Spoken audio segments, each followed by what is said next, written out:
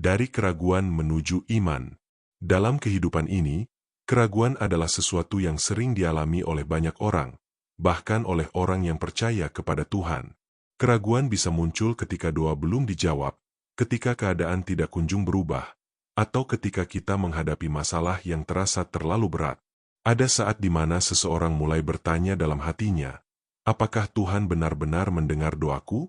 Apakah Tuhan peduli dengan apa yang sedang aku alami? Pertanyaan-pertanyaan seperti ini bisa membuat hati menjadi gelisah dan iman mulai goyah. Keraguan seringkali membuat seseorang merasa jauh dari Tuhan. Ia menjadi ragu untuk berdoa, ragu untuk berharap, bahkan ragu untuk melangkah. Jika dibiarkan, keraguan dapat melemahkan iman dan membuat seseorang kehilangan pengharapan. Namun firman Tuhan menunjukkan bahwa keraguan bukanlah akhir dari perjalanan iman seseorang. Tuhan tidak menolak orang yang datang kepadanya dengan hati yang jujur.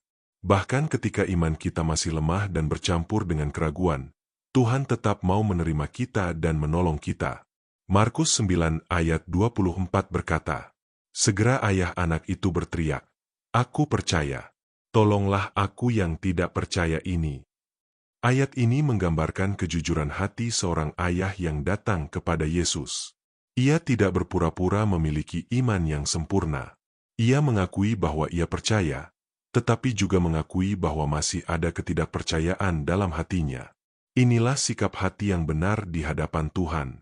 Tuhan tidak menuntut kita datang dengan iman yang sempurna. Tuhan rindu kita datang dengan hati yang jujur.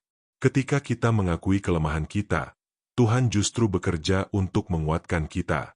Iman bukan berarti tidak pernah memiliki keraguan.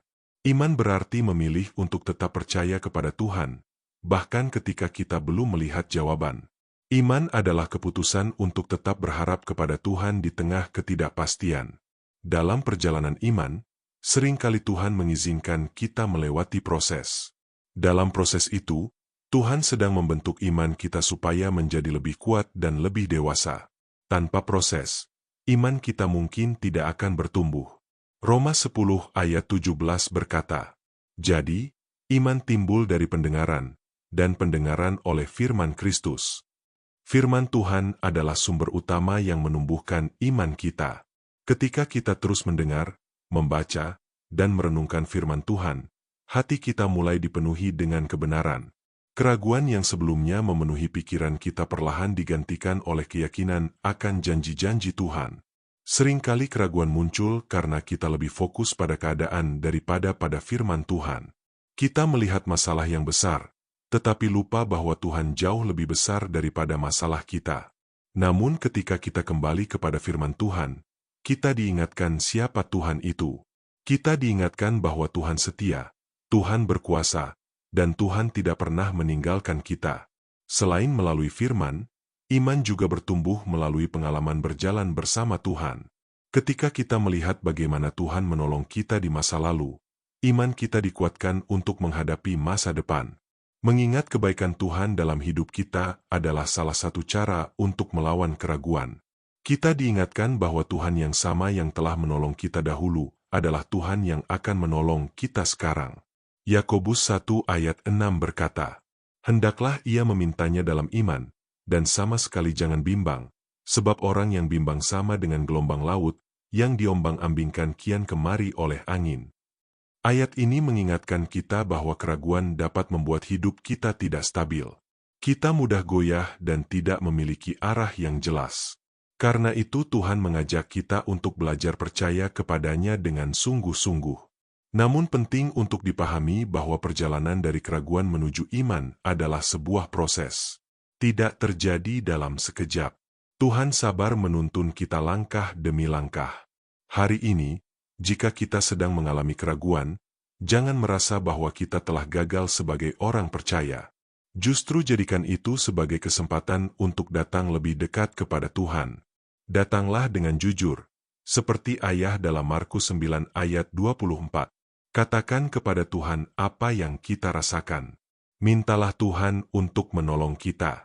Biarlah Tuhan sendiri yang menguatkan iman kita.